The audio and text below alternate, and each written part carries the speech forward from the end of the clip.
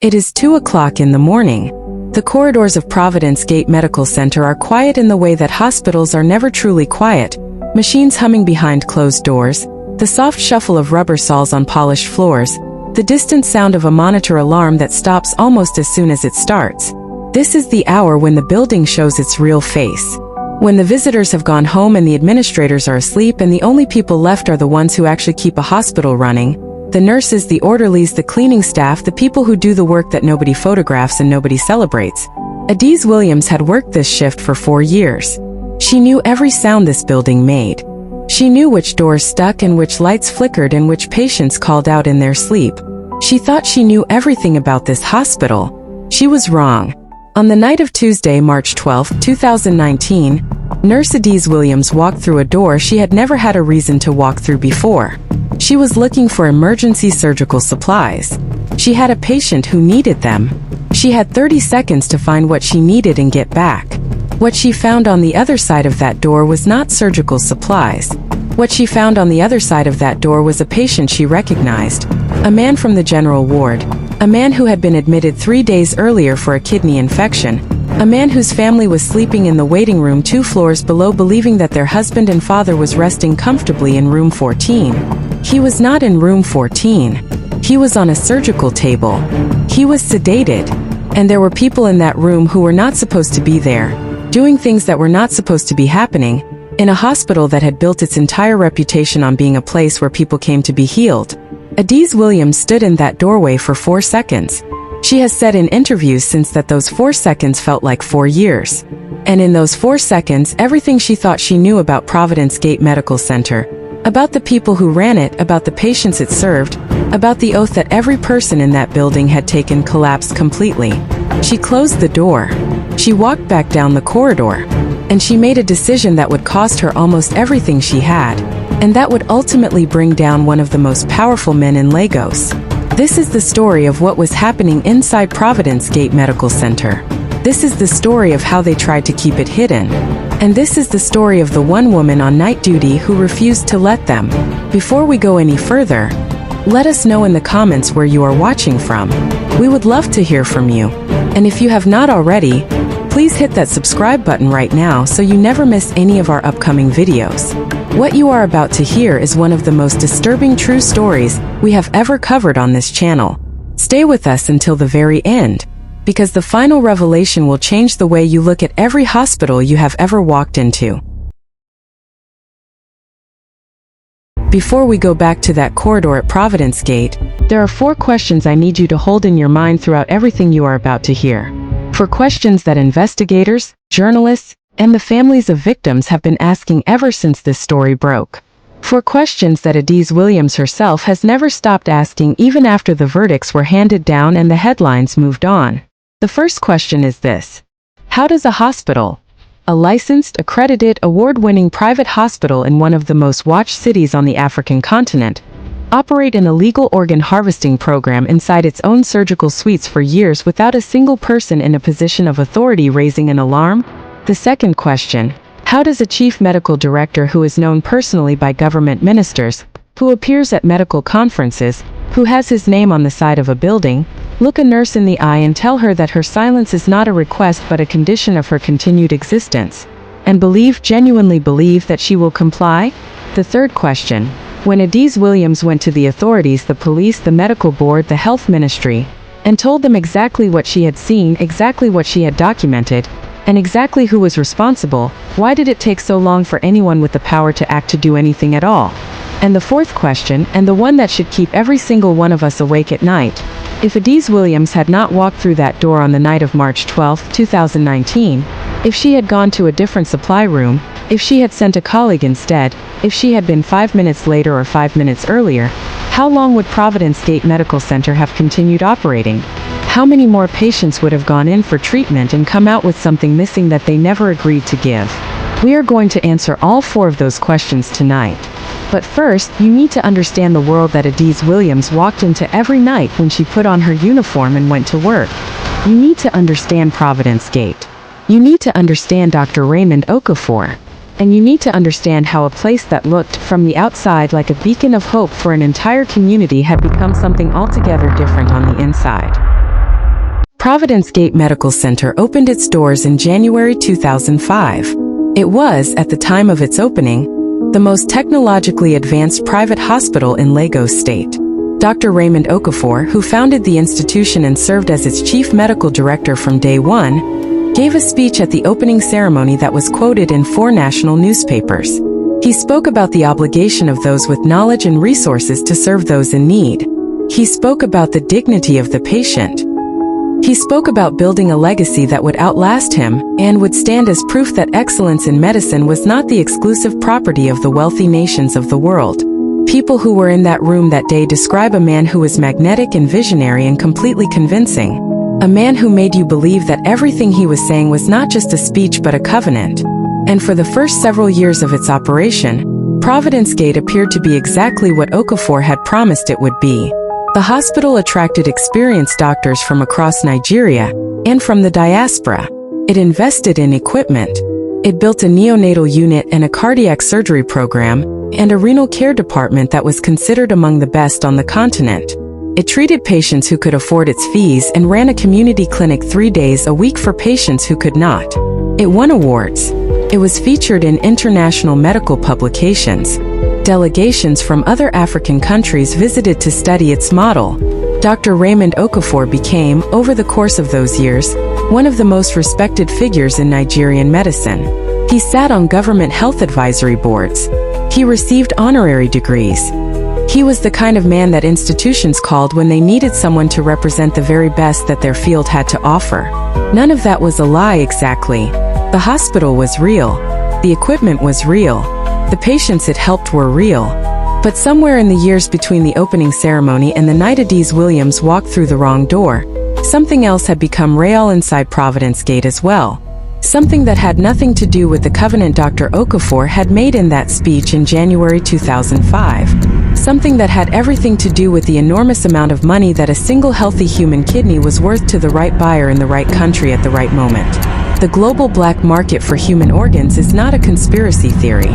It is a documented, extensively researched, multi-billion-dollar criminal enterprise that operates in the shadows of legitimate medical infrastructure all over the world.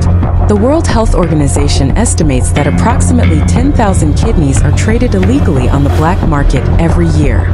A kidney purchased from a desperate or unknowing donor in a developing country for a few $1,000s can be sold to a wealthy recipient in Europe, the Middle East, or the United States for anywhere between $80,000 and $150,000. The mathematics of that exchange are staggering, and they are precisely the mathematics that a man like Dr. Raymond Okafor, a man with a fully equipped surgical theater, a staff of trained transplant surgeons, an international network of contacts, and a reputation so solid that nobody would dare question what happened behind his hospital's closed doors, would have understood very well.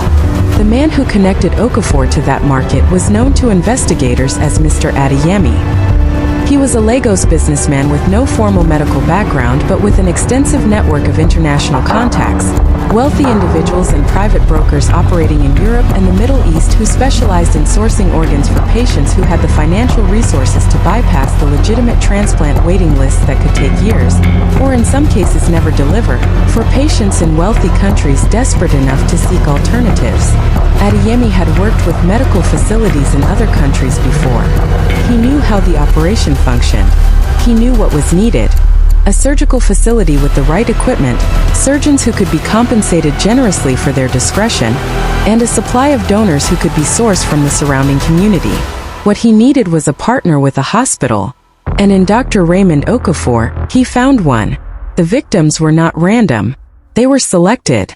They came predominantly from the lower-income communities surrounding Providence Gate, men and women who came to the hospital for legitimate reasons, who were admitted with legitimate diagnoses, who trusted completely in the institution that was supposed to be caring for them. Some were told they were receiving a routine procedure.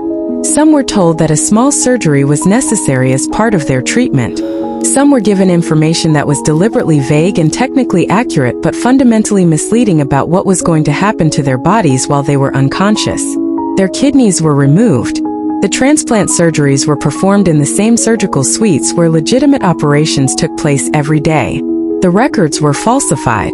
The payments were routed through a series of shell companies and private accounts that made the money almost impossible to trace.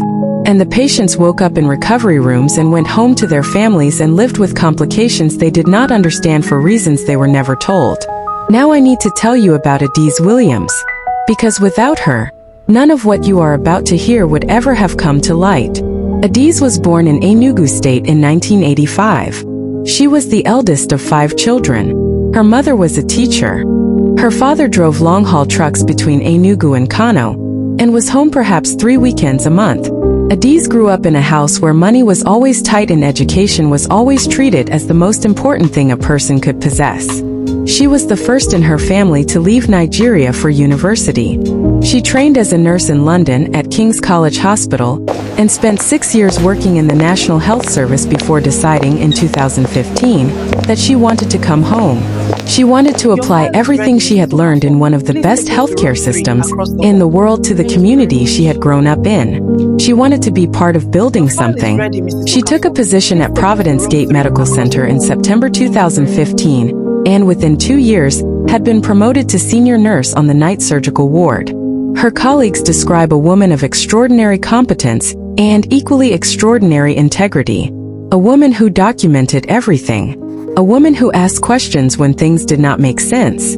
A woman who, in the 4 years before the night of March 12, 2019, had been trusted completely by an institution that had, without her knowledge, been using that trust against every patient she was trying to protect. To understand what Adaeze walked into that night, you need to understand the physical layout of the 3rd floor of Providence Medical Center. The surgical ward where Adaeze worked occupied the eastern wing. The supply rooms she used regularly were at the northern end of that wing. 3 rooms stocked with the standard supplies a night shift nurse would need for routine interventions. There was a 4th storage area at the far end of a connecting corridor that linked the surgical ward to the transplant and renal surgery suites in the western wing. That corridor was not off limits exactly, but it was not a corridor the nursing staff on the surgical ward had any regular reason to use. The transplant suites had their own supply chain, their own staff, their own administrative structure. In 4 years of working that ward, Adaeze had walked into that corridor perhaps twice, both times by mistake, both times turning around and going back the way she had come. On the night of March 12, 2019, she walked into it a 3rd time. Her patient was a 31-year-old man named, in our telling of this story, Marcus Adebayo. He had been admitted on March 9 with a suspected kidney infection and elevated creatinine levels. He had responded well to antibiotics and was stable. He was scheduled for a follow-up scan on March 13. His wife and his 2 children had visited that afternoon and left at 8 o'clock. His chart noted that he was sleeping comfortably. At 1:45 in the morning, Adaeze conducted her routine ward check and found that Marcus Adebayo was not in his bed. His monitor leads had been disconnected. His 4-line had been removed. His bed was empty and neatly made in the way that beds are made when someone with time and care has made them, not in the way they look when a patient has simply gotten up to use the bathroom. Adaeze checked the bathroom. She checked the corridor outside his room. She went to the nursing station and checked the board. There was no record of Marcus Adebayo being moved. No transfer order. No surgical consent form. No note from any doctor. Marcus Adebayo had simply disappeared from the ward with no paperwork and no explanation at 1:45 in the morning. She walked to the end of the surgical ward corridor. She turned into the connecting passage toward the transplant suites. The corridor was lit by a single strip of fluorescent light, and it hummed in the way that fluorescent lights hum at 2 o'clock in the morning when a building is otherwise silent. She walked to the end of that corridor. There were 2 doors. Both were supposed to be secured after hours. The first was closed and locked. The second was closed, but the lock mechanism was disengaged. The small indicator light that should have been red was green. Adaeze pushed the door open. What she saw in that room took her approximately 4 seconds to process. Marcus Adebayo was on the surgical table. He was sedated and intubated.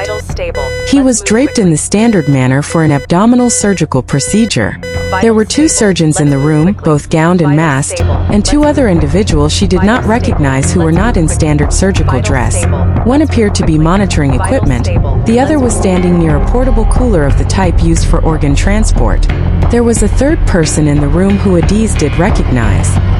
He was one of the transplant surgical coordinators at Providence Gate, a man she had seen at staff meetings, a man whose name was on the hospital directory, a man who had no legitimate reason to be conducting a surgical procedure on a patient from the general ward at 2 o'clock in the morning with no paperwork, no consent form, and no record of any kind that this procedure was taking place. Adaeze closed the door.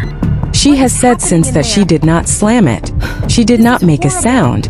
She pulled it closed with the same careful quiet with which she moved through the hospital at night, the professional stillness that night shift nurses develop over years of not wanting to disturb sleeping patients.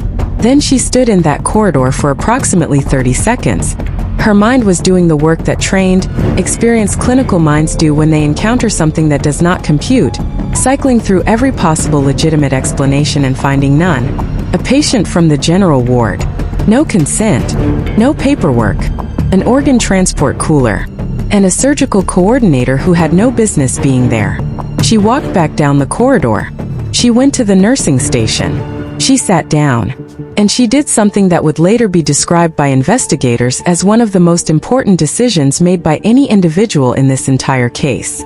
She did not call security. She did not confront anyone. She did not send a message to anyone on her phone.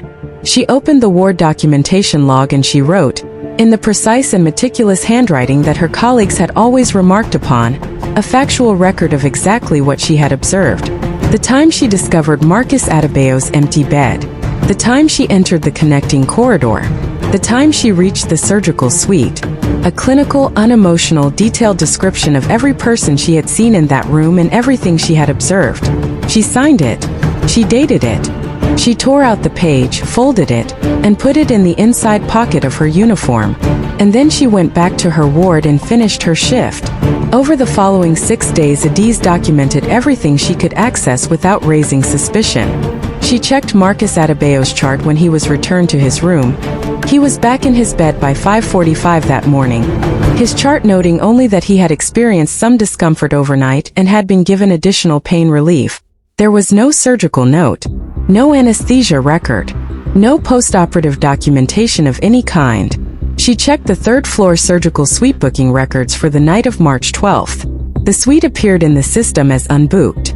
She checked the names of the 2 surgeons she had seen against the Providence Gate staff directory and found no match. She checked the transplant surgical coordinator's schedule and found that he had not been rostered for night duty. Every record she looked at told the same story. According to the official documentation of Providence Gate Medical Center, nothing had happened on the night of March 12, 2019. Not a single thing. And a 31-year-old man who had come to the hospital with a kidney infection was sent home 4 days later with a surgical wound on his abdomen that his discharge notes attributed to a drainage procedure, and that his family was told was a routine part of his treatment. Adaeze made copies of everything she could access. She photographed documents with her personal phone.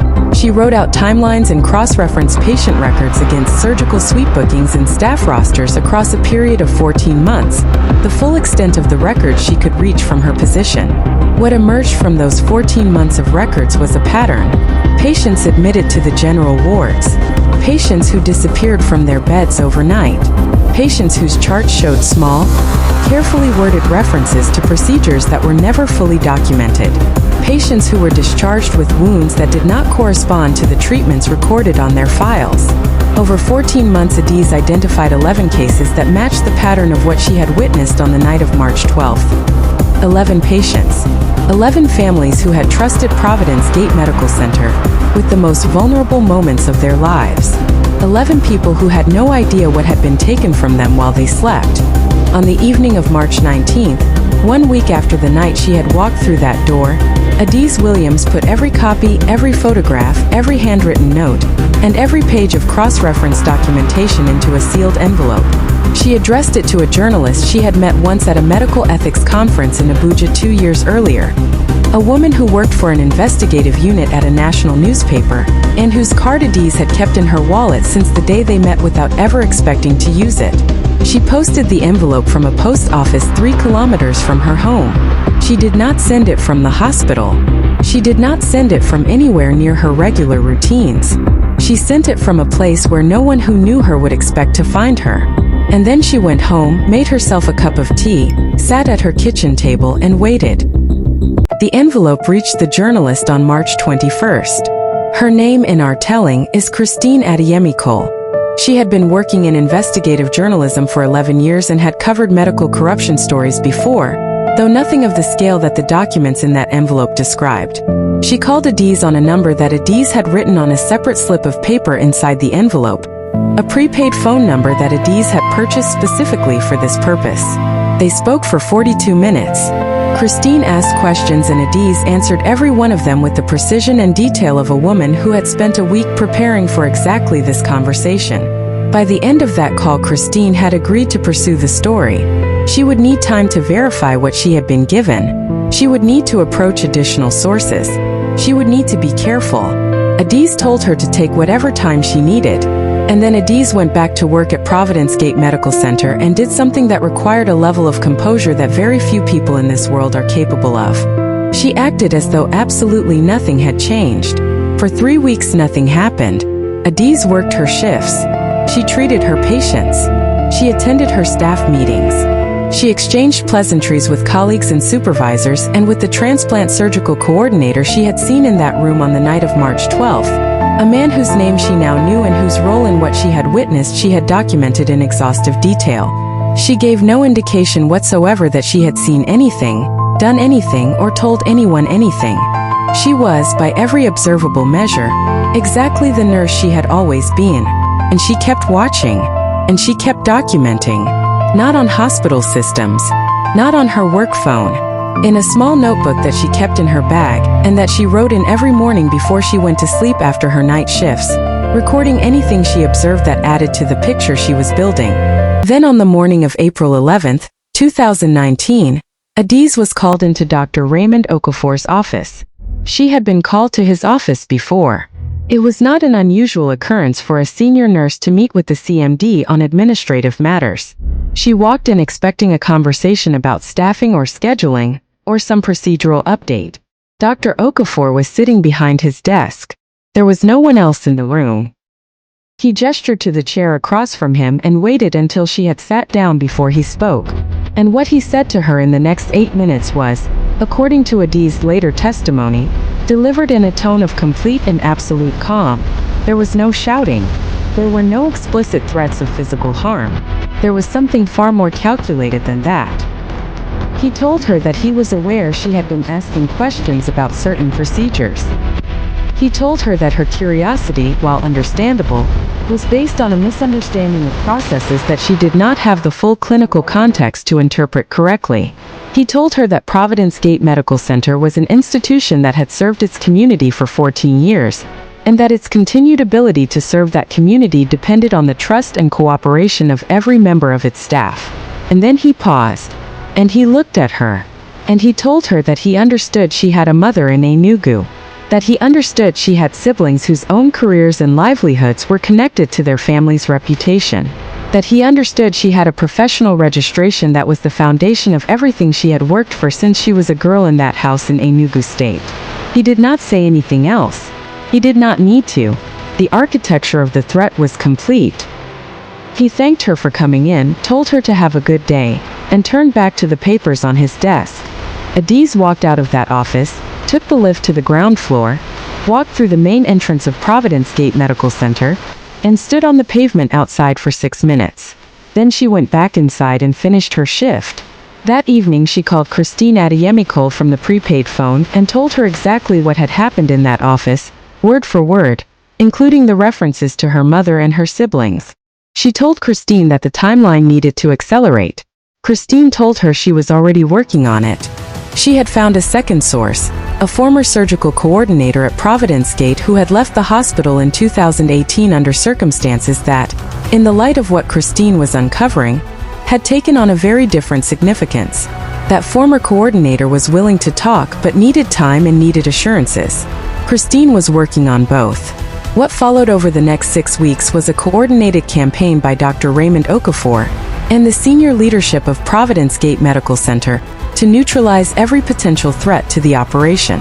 A colleague of Adaeze who had noticed the same irregularities in patient records and had quietly mentioned them to a senior doctor was called in for a performance review and told that her contract renewal was under consideration. She stopped asking questions. 2 members of the night cleaning staff who had routinely serviced the connecting corridor between the surgical wards were reassigned to different floors without explanation. The surgical suite booking system was updated and certain historical records were deleted or overwritten. 3 members of the transplant surgical team were quietly moved to affiliated facilities in other cities. And Mr. Adeyemi, the broker whose network had been the commercial engine of the entire operation, had not been seen at Providence Gate since the 2nd week of March. Someone had told him to stay away. The operation had gone dark. But here is what Dr. Raymond Okafor did not know on the morning he called Adaeze into his office. He did not know about the envelope she had already posted. He did not know about Christine Adeyemi Cole. He did not know about the prepaid phone. He did not know that Adaeze had given Christine not just the documents she had gathered but a second set of copies that she had stored in a location that had nothing to do with her home, her workplace, or anyone connected to either. He did not know that the former surgical coordinator Christine had already given a preliminary statement to a contact within the Economic and Financial Crimes Commission who had the authority to open a formal investigation. And he did not know. He could not have known that on the night of April 14th, 3 days after he had delivered his carefully constructed non-threat in his office, somebody drove slowly past Adaeze Williams's home 3 times between midnight and 2 in the morning. Adaeze had a dashcam fitted to the inside of her front window for exactly this eventuality. She had the footage. She sent it to Christine the following morning. And Christine sent it to her contact at the EFCC with a note that said simply, "This needs to move faster." On May 3, 2019, an investigator from the Economic and Financial Crimes Commission arrived at the offices of Providence Gate Medical Center with a warrant. The warrant covered financial records, surgical logs, patient files, staff communications, and the records of all third-party contractors and suppliers who had had dealings with the hospital's transplant division in the preceding 3 years. The hospital's legal team was in the building within the hour. Dr. Raymond Okafor issued a statement that same afternoon calling the investigation a misunderstanding and expressing full confidence that a review of the hospital's records would confirm complete compliance with all applicable laws and regulations. By the evening of May 3, that statement had been shared on every major Nigerian news platform. By the morning of May 4, Christine Adeyemi Cole's first article had been published. And by the afternoon of May 4, Providence Gate Medical Center was the most talked about institution in Nigeria. What the EFCC investigators found when they got into those records was worse than anything Adaeze had been able to document from her position as a night shift nurse with limited access to administrative systems. The financial records alone told a story that required no interpretation. Between January 2016 and March 2019, a total of 37 transactions had been processed through a series of accounts connected to a company registered in the name of a Providence Gate administrative employee that had no other discernible business activity. The total value of those transactions was the equivalent of approximately $4.2 million. The accounts received money from overseas wire transfers originating in jurisdictions known to investigators as transit points for illicit medical payments: the British Virgin Islands, Cyprus, and 2 accounts registered in Dubai. The money arrived and was distributed within days to a small number of individuals, the largest payments going to 4 surgeons and to an account registered to a company whose sole director was Dr. Raymond Okafor's eldest son. The patient records were equally devastating. EFCC investigators, working with independent medical experts brought in from outside Nigeria, reviewed the surgical records of patients treated on the general wards of Providence Gate between 2016 and 2019. They identified 31 cases in which patients had undergone undocumented procedures. 31 people, men and women who had come to Providence Gate with kidney disease, urinary infections, abdominal complaints, conditions that required legitimate medical care, and that Providence Gate had in many cases provided. But 31 of those patients had also, without their knowledge, without their consent, and without any legitimate clinical indication, undergone procedures that had resulted in the removal of a kidney. Some of them knew something had happened to them, They had woken with pain they could not explain and scars their doctors had attributed to drainage procedures or biopsies. Some of them had gone to other hospitals and other doctors in the months and years after their treatment at Providence Gate with symptoms they could not understand and had been told things that did not fully add up. 31 people. And not one of them had been told the truth. Adaeze had identified 11 cases from 14 months of records. The investigators found 31 across 3 years. Which means that for the 2 years before Adaeze even noticed the pattern, the operation had been running without a single person inside Providence Gate raising an alarm. And that raises the question that is perhaps the most important and most uncomfortable in this entire story. How many people inside that hospital knew? Not necessarily the full picture, not necessarily every detail, but how many people had seen something, noticed something, filed something away as strange and then made the decision not to ask the next question? The investigators could not fully answer that. Some of the people who might have known had already left the hospital. Some exercised their legal right to silence. What the investigators could say with certainty was that the operation had required the active participation of at least 4 surgeons, 1 senior surgical coordinator, 2 administrative staff members, and the direct oversight of Dr. Raymond Okafor himself. This was not a conspiracy that could be run from a single office. It required a network. It required cooperation. And it required a culture inside that hospital in which the authority of Raymond Okafor was so absolute and so unquestioned that the people around him either did not see what they were part of or saw it and understood that the cost of saying so was higher than the cost of looking away. Mr. Adeyemi was arrested on May 9, 2019, at a residence in Ikoyi. He had not left the country. Either he had believed that the operation could survive the investigation, or he had underestimated how quickly it had moved. When arrested, he was in possession of a phone containing communications with buyers in 3 countries, communications that made explicit reference to Providence Gate, to Dr. Okafor, and to transactions that had taken place as recently as February 2019. Those communications became the cornerstone of the prosecution's case. They established beyond any reasonable doubt that what had happened inside Providence Gate Medical Center was not a series of isolated incidents or medical errors or administrative failures. It was a coordinated, commercially motivated, internationally connected criminal enterprise that had been operating for at least 3 years, that had victimized at least 31 people, and that had been run from the top of the institution by a man whose public reputation as a servant of his community had been, in the most fundamental sense, a cover story. The trial of Dr. Raymond Okafor, Mr. Adeyemi, and 6 co-defendants began in February 2021. It lasted 14 months. It was covered by journalists from across Nigeria, from the African continent, and from international outlets who understood that what was being prosecuted in that Lagos courtroom was not just one corrupt hospital administrator, but a case that had implications for medical institutions, regulatory frameworks, and patient safety across the developing world.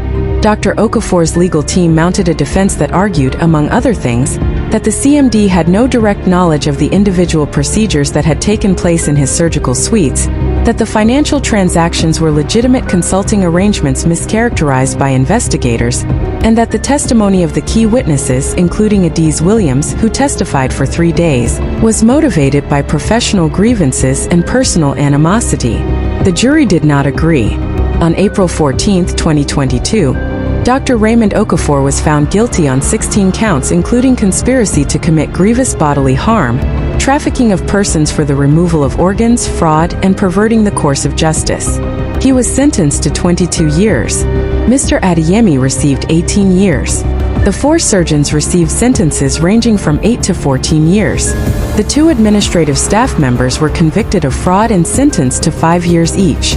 When the verdict was read, Adaeze Williams was sitting in the public gallery. She has said since that she did not feel what she expected to feel.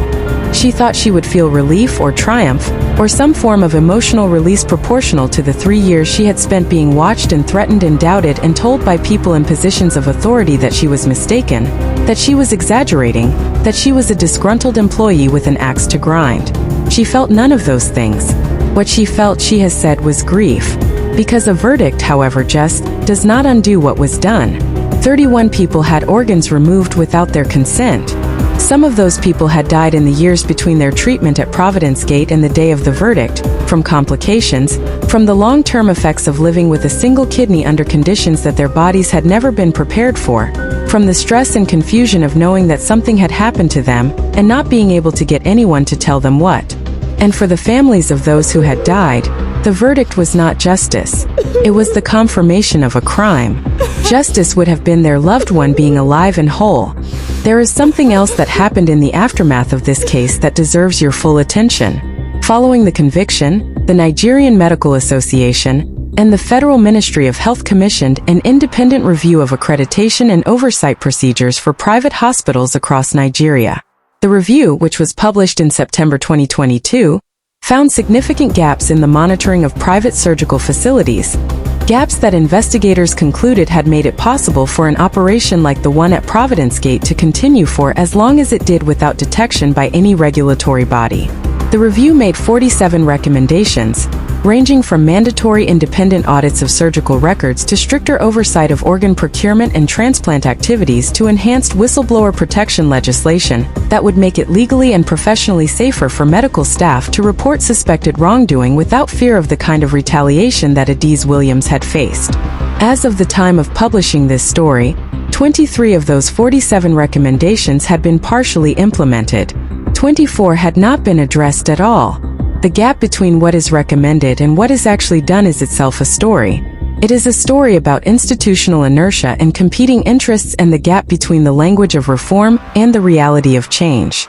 And it is a story that is playing out not just in Nigeria, but in every country where private medical infrastructure operates faster than the regulatory systems designed to oversee it. And then there is the question of the 31 patients identified in the EFCC investigation. Not every one of them has been found. Some had moved. Some had died. Some, when contacted by investigators, did not want to engage with a process that required them to revisit the worst and most violating experience of their lives in a public forum. Of those who were found and who agreed to participate in the legal process, 22 gave evidence or statements. Each of those 22 received a settlement from the estate of Providence Gate Medical Center, which was liquidated following the conviction, and access to medical and psychological support services funded by a court-ordered reparations program.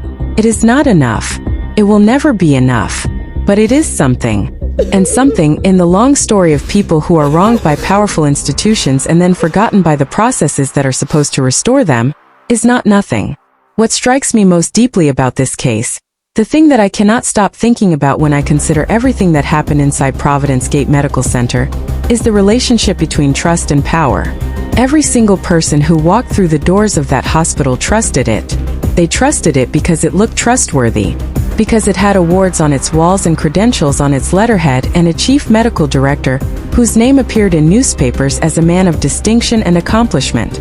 They trusted it because when you are ill and frightened and your body is failing you, trust is not a luxury. It is a survival mechanism. You give it to the institution because you have no choice. And what Raymond Okafor and the people around him did with that trust is the most profound violation at the heart of this entire case. Not the financial fraud, not the conspiracy, not even the physical violation of the patient's bodies, though all of those things are monstrous in their own right. The deepest crime was the weaponization of trust, the deliberate exploitation of the most vulnerable moment in a human being's life for financial gain. That is what Adaeze Williams saw when she opened that door. That is what she has spent every day since trying to make the world see. Adaeze Williams still works as a nurse. Not at Providence Gate. That building was sold and its medical license permanently revoked following the conviction. She works at a public hospital in Lagos where she runs a patient advocacy program she founded herself, which provides support and information to patients navigating the Nigerian healthcare system and trains medical staff in ethical reporting procedures. She has given talks in 7 countries. She has testified before 2 international bodies examining organ trafficking and patient rights. She has been threatened, discredited, ignored, and ultimately proven completely and entirely right. She is 39 years old. She is one of the most important whistleblowers in the history of African medical ethics. And she will tell you if you ask her that she is not a hero. That she is a nurse who went looking for supplies at 2 o'clock in the morning and found something she could not walk away from. that anyone in her position would have done the same thing. I am not sure that is true. I think what Adaeze Williams did required a specific kind of courage that most of us would like to believe we possess and very few of us have ever actually been tested on. The courage to keep going when every door is closed. The courage to keep documentation when someone powerful has told you that your silence is the price of your safety. The courage to walk back into that building the next day and the day after that and the day after that and do your job without flinching and without revealing by a single word or gesture that you have already set something in motion that cannot be stopped. Before we close tonight, I want to ask you the question that this case demands. When you walk into a hospital anywhere in the world, what is the basis of your trust? Is it the certificates on the wall? The cleanliness of the corridors? The professional manner of the staff?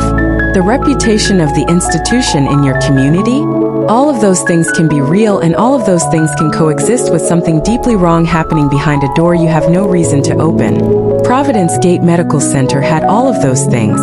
It had them genuinely. And it still had Raymond Okafor. So what protects you? What protects any of us? I think the honest answer is people like Adaeze Williams. People who notice. People who document.